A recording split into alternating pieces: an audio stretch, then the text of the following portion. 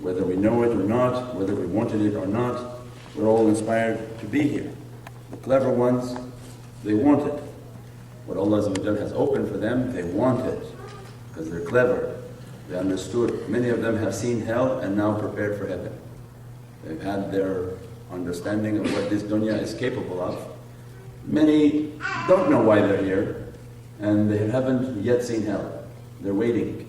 Then at some point in their life they're going to flip and say, oh my God, this is hell, I'd rather run for paradise.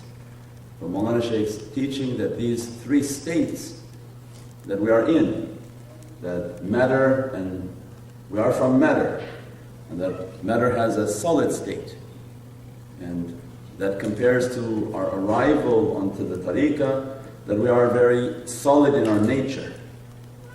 And solid mass, it doesn't like to be told what to do, how to do, and it has its opinion, and that's all that matters.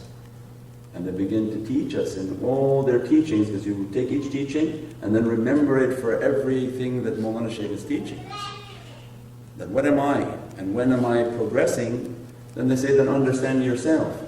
That if everybody comes in at a solid state, means square, rigid, and a lot of form. And anything square is very limited. It can only fit into something that's square. And because of the nature of that form, it doesn't conform to anything. It accepts very little of everything, because it has to be precisely in a square spot, and that's it. And they begin to teach us that with that type of block upon the heart, upon the mind, upon the ears, upon the eyes, upon the being, nothing going to happen. And then they describe that's like a square head. So they have these terminologies in dunya. A square-headed person accepts nothing and thinks only the way they know is correct, and that's it. That's not the example of the sheikhs. They are in a different reality, that they have been broken down, melted, beaten, and completely annihilated, and they are firm like iron. Means you can't change them, you can't take them off their course. They're on the course that their shaykh has put them on.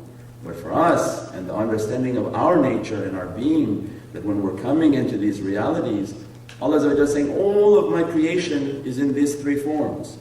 Every matter consists of either a solid state, a liquid state, or gaseous state. And the solid state, when we analyze ourselves and go back home and say, what am I? Solid state, very rigid. It doesn't mix with anything.